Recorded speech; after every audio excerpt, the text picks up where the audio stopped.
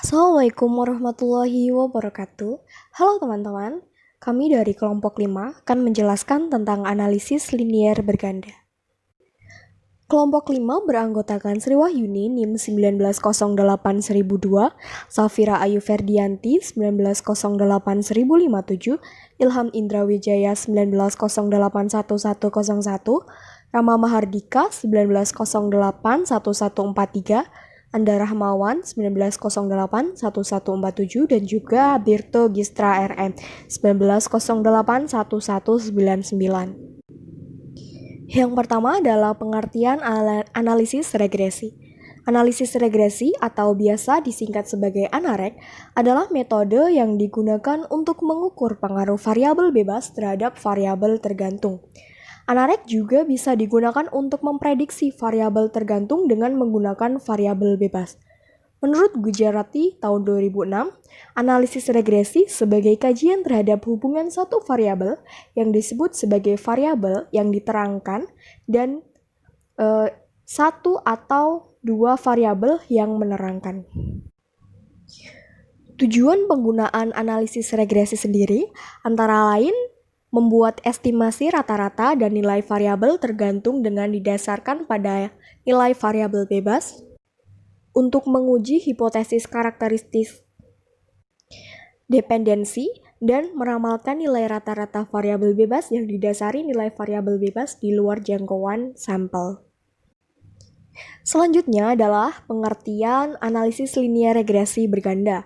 Analisis regresi berganda adalah suatu metode untuk meramalkan nilai pengaruh dua variabel independen atau lebih terhadap satu variabel dependen. Menurut Draper dan Smith tahun 1992, hubungan antara satu variabel dependen dengan satu atau lebih variabel independen dapat dinyatakan dalam regresi linier berganda. Hubungan tersebut dapat dinyatakan secara umum sebagai berikut. YI sama dengan beta 0 ditambah beta I dikali XI1 ditambah beta 2 dikali XI2 dan seterusnya ditambah epsilon I, di mana YI merupakan variabel dependen untuk pengamatan ke I atau 1, kedua, dan seterusnya.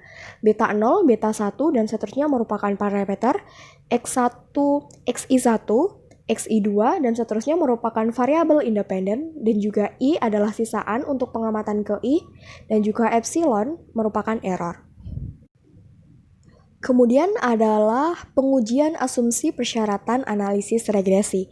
Pendekatan statistik untuk melakukan analisis regresi dengan menggunakan metode OLS, maka terlebih dahulu harus memenuhi uji asumsi atau pengujian persyaratan analisis. Adapun uraian mengenai pengujian asumsi persyaratan analisis regresi adalah sebagai berikut. Yang pertama adalah normalitas. Normalitas adalah asumsi persyaratan normalitas harus terpenuhi untuk mengetahui apakah residual atau error dari data berdistribusi normal atau untuk mengetahui apakah data sampel berasal dari populasi yang berdistribusi normal. Uji statistik yang digunakan adalah Kolmogorov-Smirnov. Hipotesis yang digunakan adalah sebagai berikut. H0 sama dengan data berdistribusi normal, H1 data tidak berdistribusi normal. Tingkat signifikan alfa sama dengan 5%. Pengembalian jika p-value kurang dari 0,05 maka H0 ditolak. Yang kedua adalah autokorelasi. Uji autokorelasi digunakan untuk mengetahui ada atau tidaknya penyimpangan asumsi klasik autokorelasi, yaitu korelasi yang terjadi antara residual pada satu pengamatan dengan pengamatan lain pada model regresi. Persyaratan yang harus terpenuhi adalah tidak adanya autokorelasi dalam model regresi. Metode pengujian yang sering digunakan adalah dengan uji Durbin-Watson atau uji DW dengan ketentuan sebagai berikut. Jika D lebih kurang dari DL, berarti hipotesis 0 ditolak yang berarti terdapat autokorelasi. Jika D lebih dari DL, berarti terdapat autokorelasi. Jika D terletak di antara DU dan 4DU, maka hipotesis 0 diterima yang berarti tidak ada autokorelasi. Jika DL kurang dari D kurang dari DU atau 4DU berarti tidak dapat disimpulkan. Yang ketiga adalah heteroskedastisitas. Uji heteroskedastisitas spasial dilakukan untuk mengetahui apakah terdapat karakteristik atau keunikan sendiri di setiap lokasi pengamatan. Adanya heterogenitas spasial dapat menghasilkan parameter regresi yang berbeda-beda di setiap lokasi pengamatan. Heterogenisitas spasial diuji menggunakan statistik uji Breuss-Pagan dengan hipotesis sebagai berikut. H0 sama dengan alpha 12 sama dengan alpha 22. H2 minimal ada 1 alpha 1 tidak sama dengan alpha 2.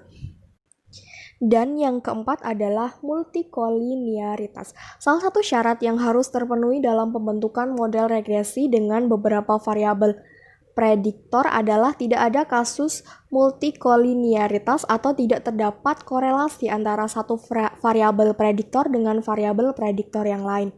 Dalam model regresi, adanya korelasi antar variabel prediktor menyebabkan taksiran parameter regresi yang dihasilkan akan memiliki error yang sangat besar. Pendeteksian kasus multikolinearitas dilakukan menggunakan kriteria VIF atau Variance Inflation Factor. Lebih besar dari 10 menunjukkan adanya multikolinearitas antar variabel prediktor. Nilai VIF dinyatakan sebagai berikut. VIF sama dengan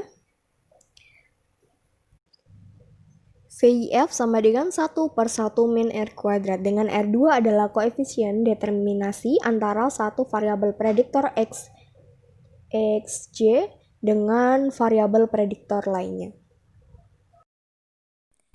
Berikutnya, saya akan menjelaskan tentang penguji parameter model regresi linier berganda.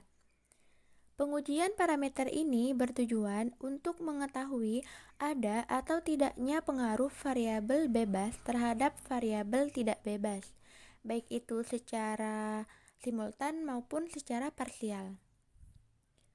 Pengujian parameter secara simultan terdiri dari 4 tahapan. Yang pertama yaitu membuat hipotesis. Hipotesis terbagi menjadi 2 lagi, yaitu hipotesis 0 dan juga hipotesis 1. Untuk H0 yaitu variabel X1, X2, dan Xk secara simultan tidak berpengaruh terhadap variabel tidak bebas. Sedangkan untuk H1 yaitu variabel X1, X2, dan Xk secara simultan berpengaruh terhadap variabel tidak bebas. Untuk langkah yang kedua yaitu menentukan tingkat signifikan atau alfa. Tingkat signifikan atau alfa yang seringkali digunakan dalam penelitian adalah sebesar 5%.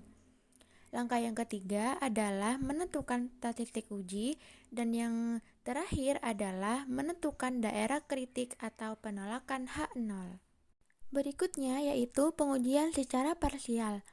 Langkah-langkahnya juga sama dengan pengujian secara simultan, yaitu yang pertama adalah membuat hipotesis. Terdiri dari 2, yaitu hipotesis 0 dan juga hipotesis 1. Untuk hipotesis 0 yaitu variabel bebas ke K tidak berpengaruh terhadap variabel tidak bebas. Sedangkan hipotesis 1 yaitu variabel bebas ke K berpengaruh terhadap variabel tidak bebas. Langkah yang kedua adalah menentukan tingkat signifikan atau alfa. Yang ketiga adalah menentukan statistik uji, dan yang terakhir adalah menentukan daerah kritik atau penolakan H0. Selanjutnya yaitu studi kasus.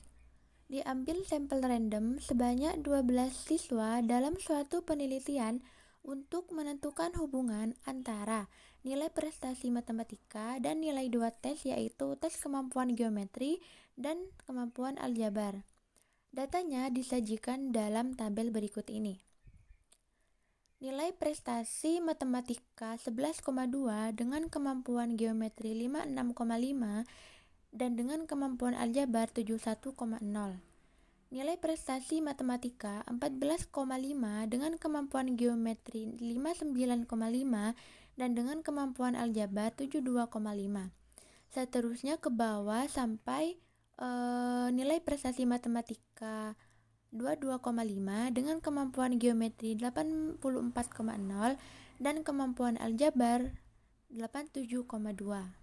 Berikut langkah-langkah untuk menyelesaikan studi kasus tersebut. Yang pertama adalah lakukan uji asumsi dalam analisis regresi linear dan simpulkan hasilnya. Yang kedua adalah tentukan persamaan regresi linear dugaannya dan interpretasikan. Yang ketiga adalah ujilah apakah ada pengaruh linear antara nilai prestasi matematika Y dan nilai 2 tes, yaitu tes kemampuan geometri X1 dan kemampuan aljabar X2. Yang terakhir adalah manakah di antara dua variabel bebas yang secara signifikan berpengaruh terhadap nilai prestasi matematika. Gunakan alfa sama dengan 0,05. Di sini saya akan melanjutkan presentasi sebelumnya. Di sini kita perlu menjawab pertanyaan A, yaitu lakukan uji asumsi dan simpulkan hasilnya. Nah, asumsi sendiri yang perlu dipenuhi dalam analisis regresi berganda yaitu ada 4.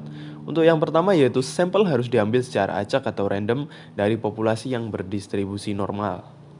Nah, dari data tadi, sampel-sampel tadi, kita dapat memasukkannya ke dalam SPSS untuk melakukan uji normalitas data. Di sini kita menggunakan one sample Kolmogorov-Smirnov test. Maaf jika ada salah pelafalan. Nah, dari perhitungan tersebut didapatkanlah hasil-hasil seperti berikut yang bisa dilihat. Nah, dari hasil perhitungan tersebut kita dapat menyimpulkan hasilnya. Untuk pertama, kita perlu tahu kriteria pengujian normalitas data. Nah, untuk kriterianya sendiri, jika signifikansi lebih besar daripada 0,05 maka data normal. Dan jika signifikansi kurang dari 0,05 maka data tidak normal.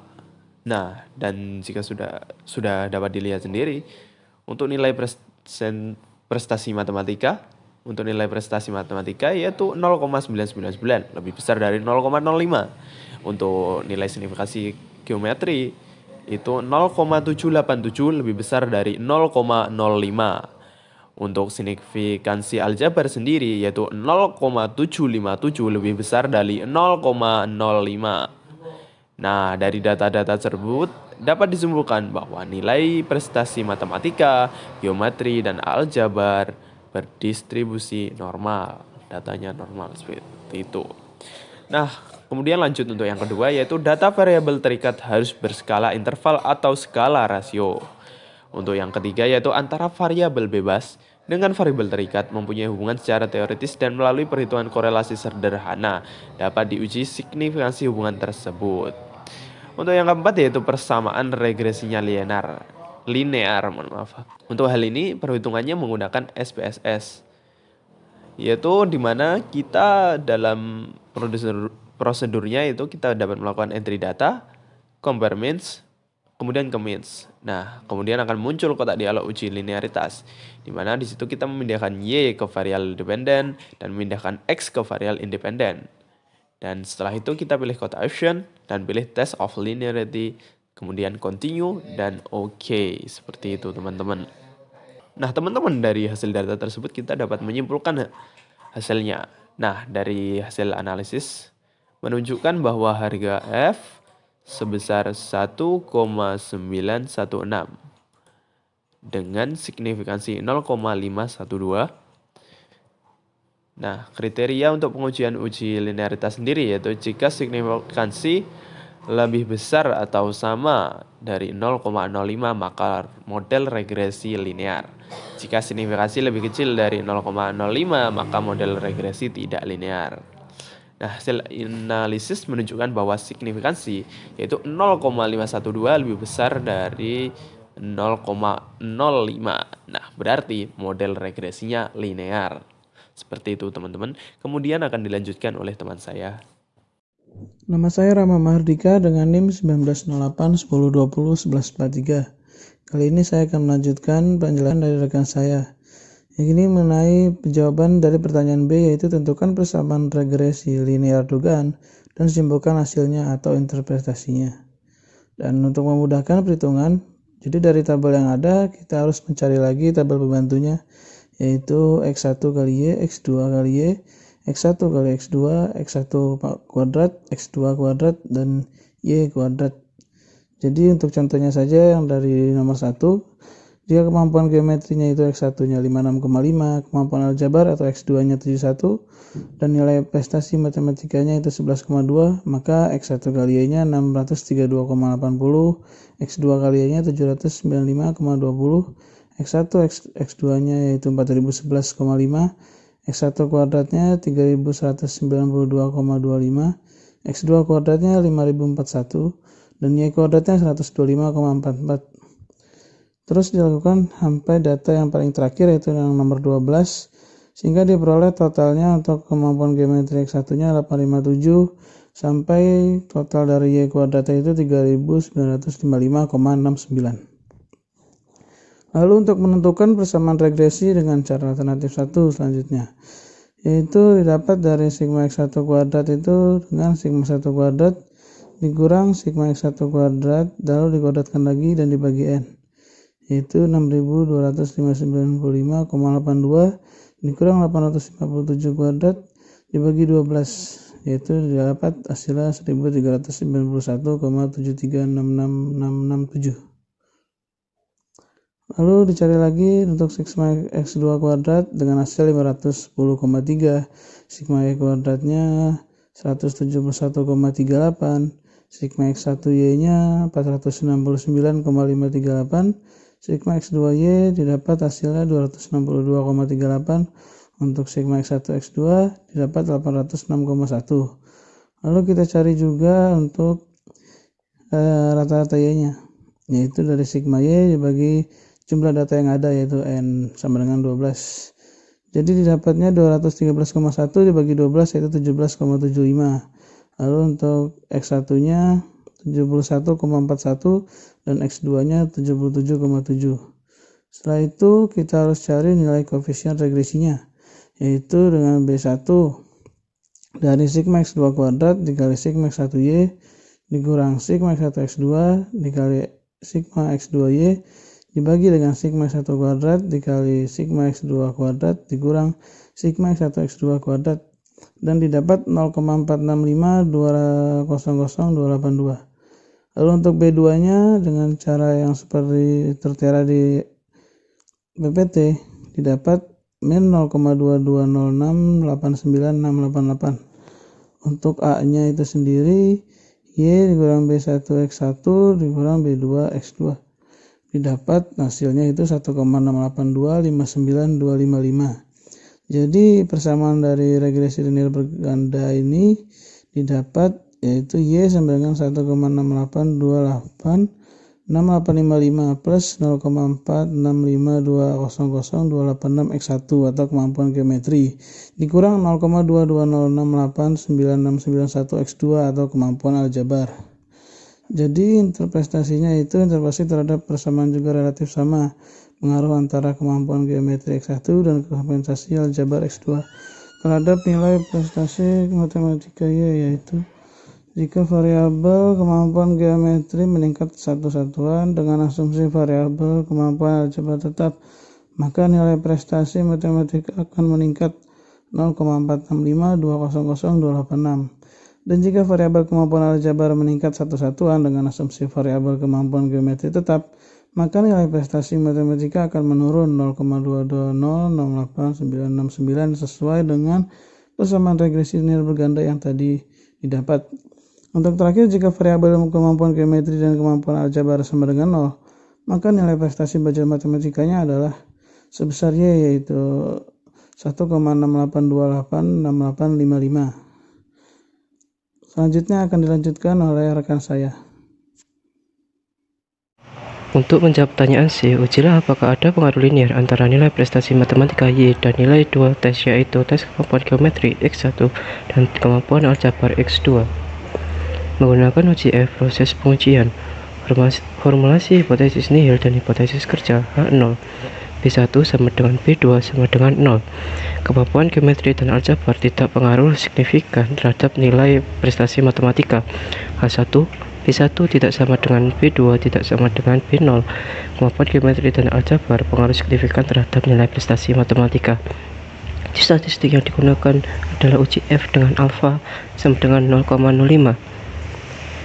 Nilai atau harga heuristik diperoleh dengan melihat tabel distribusi F alpha pembilang penyebut sama dengan F alpha K dalam kurung N min K min 1 F 0,05 dalam kurung 3 min 1 12 dikurangi 2 dikurangi 1 F 0,05 2 ring 9 sama dengan 4,26.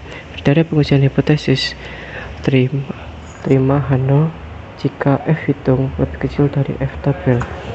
Harga uji statistik dihitung dengan F hitung sama dengan SSR per DF dibagi SSE per DF sama dengan SSE per K dibagi SSE dibagi N min K min 1.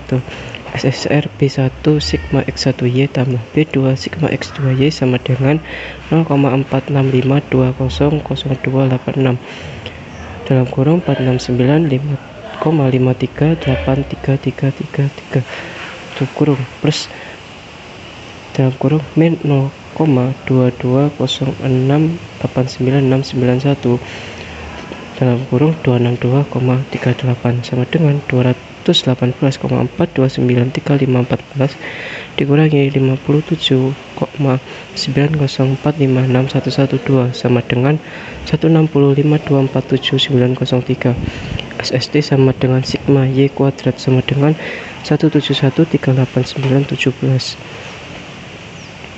SSE sama dengan SST dikurang SSR sama dengan 171,38917 dikurangi 160,52479903 sama dengan 10,86437797. F hitung sama dengan 160,52479903 dibagi 2 per 10,86437797 dibagi dalam kurung 12 dikurang 2 kurang 1 tutup kurung 80,26239515 dibagi 10,86437797 per 9 sama dengan 80,26239515 per 1,20711533 sama dengan 66,4889892.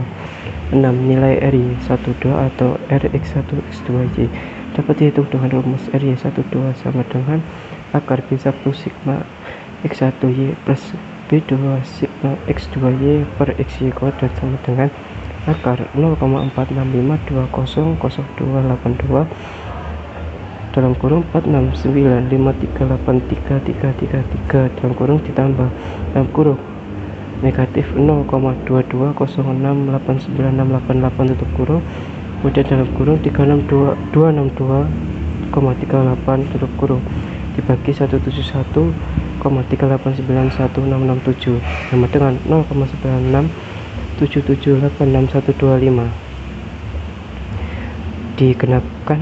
dibulatkan menjadi 0,968. Kemudian nilai determinan KB sama dengan R kuadrat kali 100% sama dengan 0,968 kuadrat kali 100% sama dengan 93,7024%.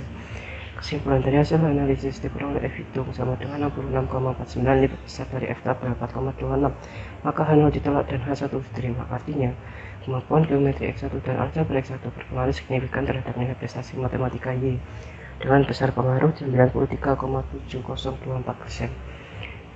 Sebagai pembanding berikut adalah hasil hitungan dengan menggunakan SPSS pada tabel A0. Model 1 regression sin of square 160,525 df2 min square 80,262 f 66,489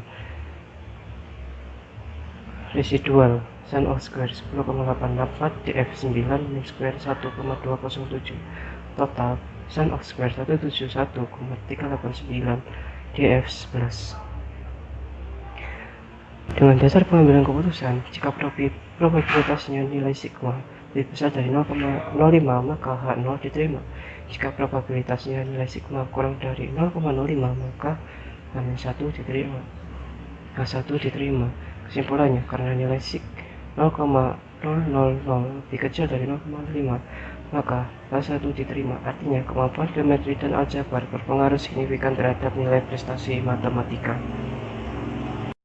Assalamualaikum warahmatullahi wabarakatuh. Nama saya Betul Wendra. Saya akan melanjutkan penjelasan dari Anda. Untuk jawab pertanyaan D, manakah di antara dua variabel bebas yang secara signifikan terpengaruh terhadap nilai prestasi matematika? Bisa digunakan alfa sama dengan 0,05. Untuk menguji T, untuk beta 1 proses pengujian 1, formulasi hipotesis nihil dan hipotesis kerja. HU dibagi B1 sebenarnya 0 itu tidak ada pengaruh kemampuan geometri terhadap nilai prestasi matematika. H1 dibagi B1 itu tidak sama dengan 0, yaitu ada pengaruh kemampuan geometri terhadap nilai prestasi matematika. Kemudian nomor 2, uji statistik yang digunakan adalah uji T dengan alfa sama dengan 0,05. Nilai atau harga kritis diperoleh dengan melihat tabel distribusi T.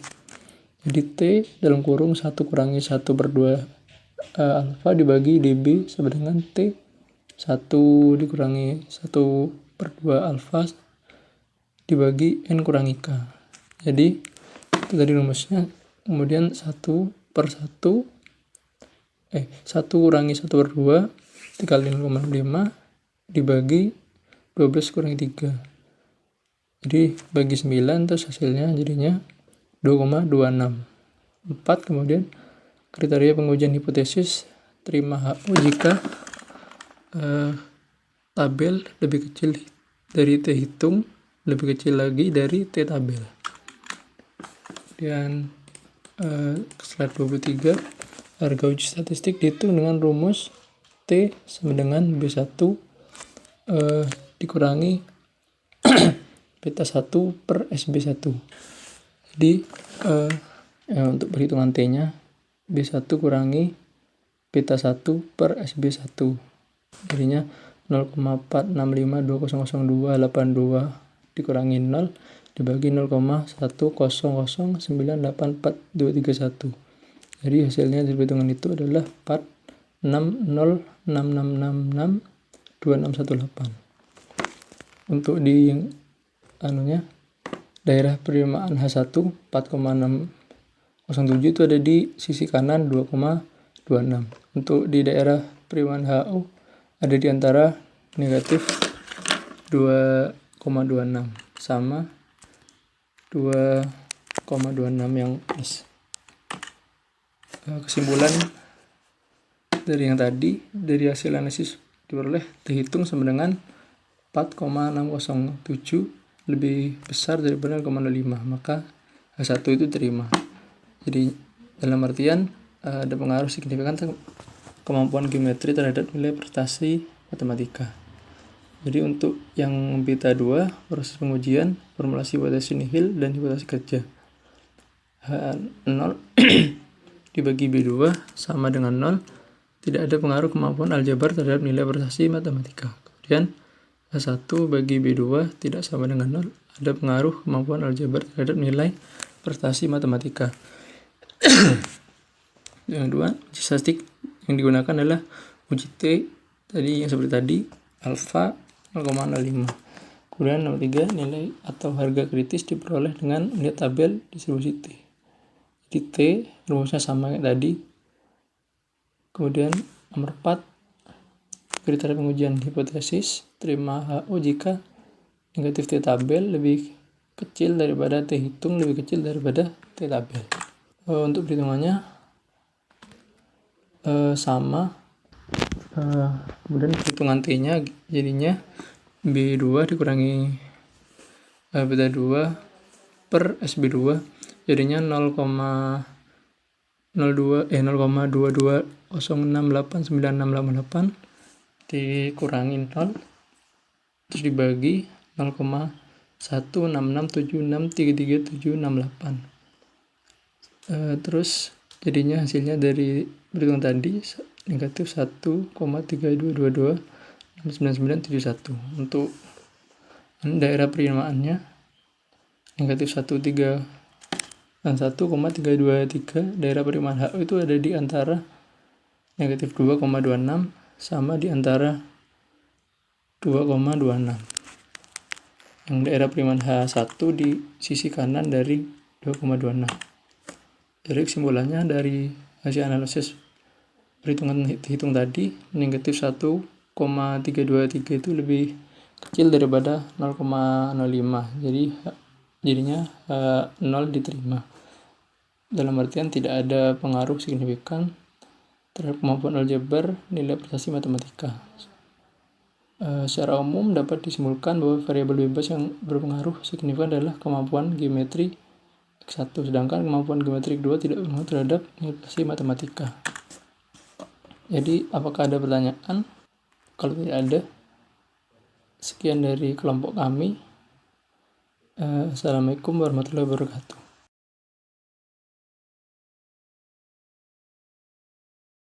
Assalamualaikum warahmatullahi wabarakatuh. Saya Safira Ayu Ferdianti, NIM 190810201057. Di sini saya akan menjelaskan contoh soal analisis regresi berganda. Tugas ini saya buat untuk memenuhi tugas ujian akhir semester untuk mata kuliah Statistika Ekonomi 2. Di sini saya mengambil contoh soal seorang manajer pemasaran pensil merek Faber-Castell ingin mengetahui apakah promosi dan harga berpengaruh terhadap keputusan konsumen membeli produk tersebut.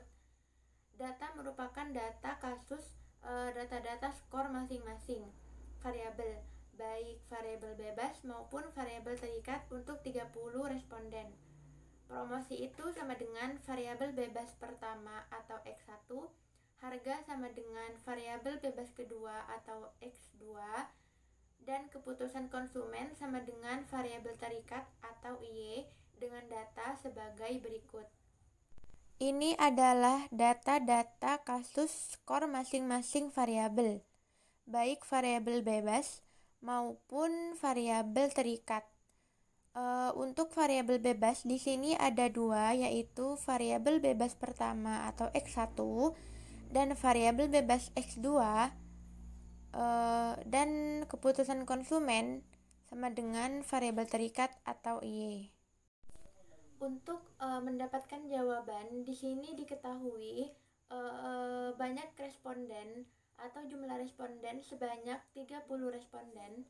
Variabel bebas pertama X1 itu sama dengan promosi, variabel bebas kedua atau X2 sama dengan harga, dan variabel terikat atau Y sama dengan keputusan konsumen.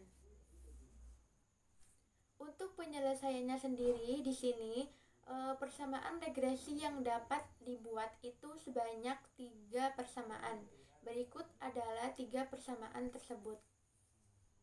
Berikut persamaan regresi yang dapat dibuat ada 3. Yang pertama adalah SY sama dengan AN ditambah B1 SX1 ditambah B2 SX2. Persamaan yang kedua adalah SX1Y sama dengan A SX1 ditambah B1 SX2 per 1 ditambah B2 SX1 kali X2. Persamaan yang ketiga adalah SX2Y sama dengan A SX2 ditambah B1 SX1 kali X2 ditambah B2 SX2 per 2. Dari persamaan yang telah saya jelaskan sebelumnya, di sini ada 2 langkah perhitungan. Yang pertama adalah SY sama dengan AN ditambah B1 SX1 ditambah B2 SX2. Nah, untuk SY sendiri di sini bernilai 563,5 sama dengan 30A ditambah 184B1 ditambah 155B2. Untuk langkah perhitungan yang kedua adalah SX1Y sama dengan A SX1 ditambah B1 SX2 per 1 ditambah B2 SX1 X2. Nah, untuk nilai SX1Y-nya sendiri adalah 3.535,8 sama dengan 184A ditambah 1.262B1 ditambah 971B2. Langkah yang terakhir adalah pengujian parsial. Di sini ada H0 dan HA.